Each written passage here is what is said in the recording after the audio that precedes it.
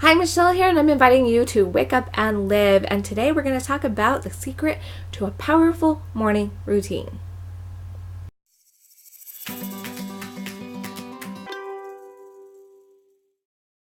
So the most important thing about a powerful morning routine is actually not something you do in the morning. But before we get there, let's talk about some of the things that are important to do in the morning. It is really important for people to have some sort of meditation or prayer time. This is a place where you can really get connected to who you are. So that's really important for you to have that in your day. Some other powerful things are doing visualization or dream boarding, which is this kind of the same idea of bringing it into a visual aspect. So you can do dream boarding, you can do visualization, you can do both. Affirmations, I find affirmations to be one of the most powerful things that I've added to my mornings. Some kind of reading program. I do both reading scriptures and reading personal development books. Then we also have exercise. Exercise is really important for you, but maybe exercise isn't a thing for you in the morning. Maybe you want to do it more at night. But I think that if you are a person who chooses to do nighttime exercising to help release the adrenaline you've built up in the day, I think it's a really great idea to at least do some kind of stretching and getting your body moving. Exercise in the morning. Yeah, scribing, writing. So I actually got a lot of this information and started doing my morning routine from Hal Elrod, who has the Miracle Morning Routine, and he has a book about it, and you can go to his website, whatever. Really easy to find. So he has this thing, he calls them lifesavers, and the S stands for silence, the A stands for affirmations, the V stands for visualizing, the E stands for exercising, the R stands for reading, and the S stands for scribing. Scribing means writing, so this is where you can journal. I do my daily reviews in the mornings just because I have this set time for scribing, and I find that at nighttime I decide I just don't have time to do it, so I prefer to do it in the mornings. I do some healing work, scribing, so journaling in a healing method, like what do I need to do for this? Creating things that I want, like a law of attraction scripting you can do in the morning.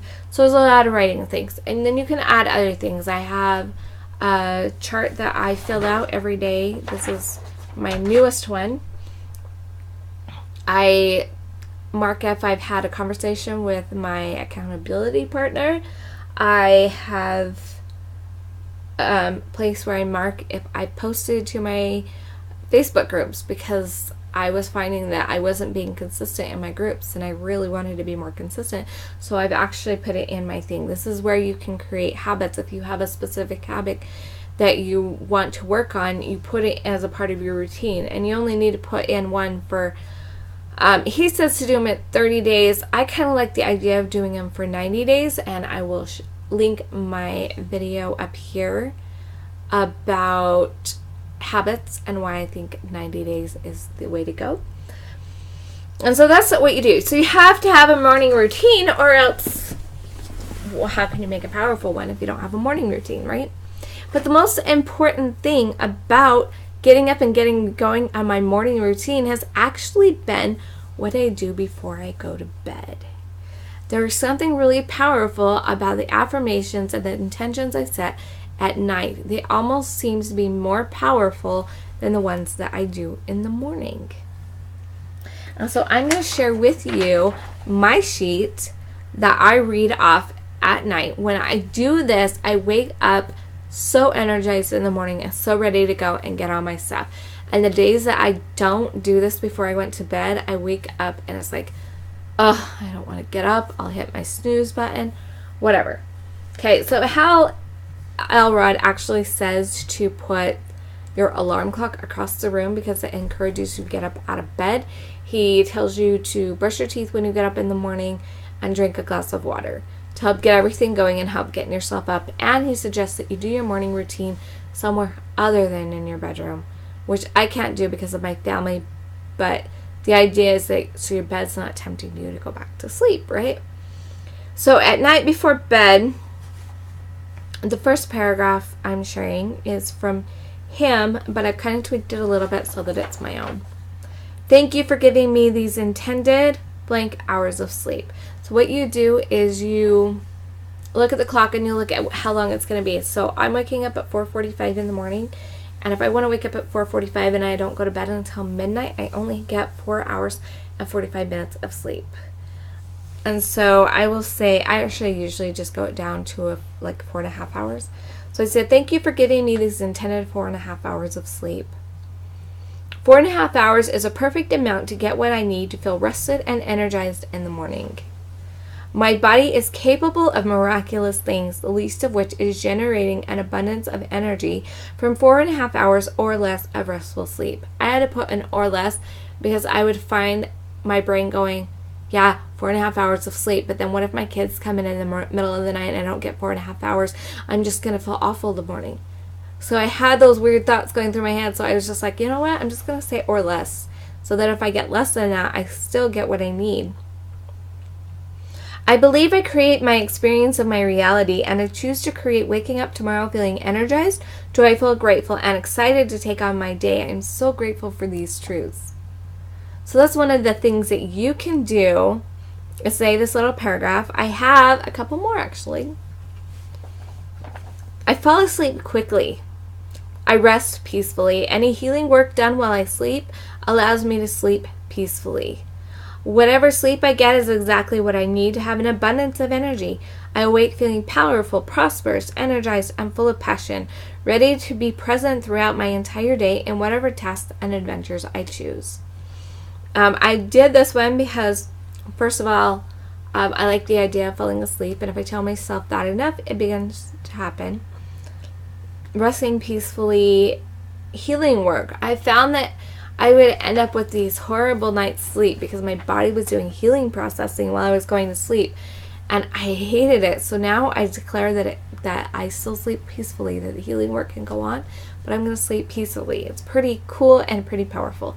And like I said, going to bed with these affirmations, there's something so powerful about doing them before bed. So this next paragraph, a lot of this I got from Aaron Doughty, and I will link his channel up here as well. And because he speaks about reality transferring, which is got some overlap with the law of attraction, but it's a little bit different. I don't know that I believe everything that he tells about it, but I do believe that you get to decide for yourself and find your own truth. But he talks about his morning routine and what he does before bed, and he talks about how powerful setting intentions before you go to bed is, and these are some of his. He intends that he remembers his dreams, but I don't. Mine's different. My dreams are peaceful. I wake in the morning with a deeper understanding and clarity and resolve around. So I like to set the intention that before I go to bed that I awake knowing different things, that I can have clarity around things. And even if I don't awake with a conscious awareness of it, throughout the day different things will happen that will give me this information. Last night I was talking about the intros to my video and how I wanted to create that. I wanted clarity and resolve and understanding about it. And this morning I woke up and there was a YouTube video that I came across that was perfect. My computer is being really weird today. It keeps blacking out even though I'm recording a video. Weirdness. Okay, so I set that intention. It is my intention that I remember in detail anything of value in my dreams. Like I said, I don't want to remember every dream. I find that when I remember my dreams, I don't sleep very well. I only want to remember the ones that are important to me. Dreaming is not my number one way of receiving information. If you want to remember your dreams, just go ahead and say, it's my intention to remember my dreams in detail. Okay, so next, I intend to let go of, and then you put something. So whatever is like bugging you. So maybe I get really angry at a certain aspect of something going on in my life, like the way certain people say things. I can let go of I can just let that go. Or if I find that I'm holding on too tight to something, I can set the intention that while I sleep, I let it go. I intend to decrease the importance of. Now, this is something I definitely got from Aaron. He talks a lot about how so often we put the things that we want up on his pedestal and we hold on really tight to them, but as long as they're up there, we don't have them. And they become really important to us, like as if our happiness depends on us getting those. And so we need to let go of that, and so that it's not that big important thing, so that we can feel completely happy right now with or without it. And that can be even like if I am liking a certain guy, I've like put my heart and intention on having this particular guy, I've got a lot of importance on that guy, but that means that if this other guy shows up in my life, I can't even see him because I'm so focused here. If I decrease the importance of it being him, then I allow myself to receive, whether it is him or not, he can come in. If it's somebody else, they'll come in, whatever it is. So it's really important to decrease the importance of what we want, and not stick our lives on it. Does it really matter if I get married? When I got to a point where I was like seriously okay with not getting married and spending the rest of my life just me, when I got to that point, that was the when I felt assured knowing that it was going to happen. And this great peace that even if it doesn't happen, it's okay. And that's the place you need to be. So this is a great way to help do that. It's just to set the intention that you decrease that importance while you're sleeping. And while you're sleeping, the energies and stuff will adjust. And so you wake up feeling tons better in the morning about it. It's not as important to you. It's not life, like your life isn't depending on it. And it's pretty powerful. Okay, so the next thing is this is something I've added for myself. I awake with a clear knowledge of what videos to record and what I will say in them. And I have now got this list, since doing this, a list of video topics to talk about.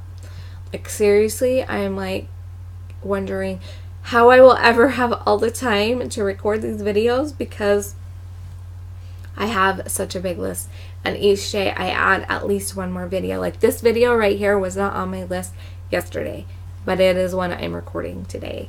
But it's pretty powerful, and I feel pretty confident when I'm recording my videos because I know that what I need to talk about is inside of me, and it's pretty cool for me. And if I wanted a script, I know that I could write it like that. So then the last thing is I awake with a smile on my face and a spring in my step at, and then I put the time that I plan to wake up at.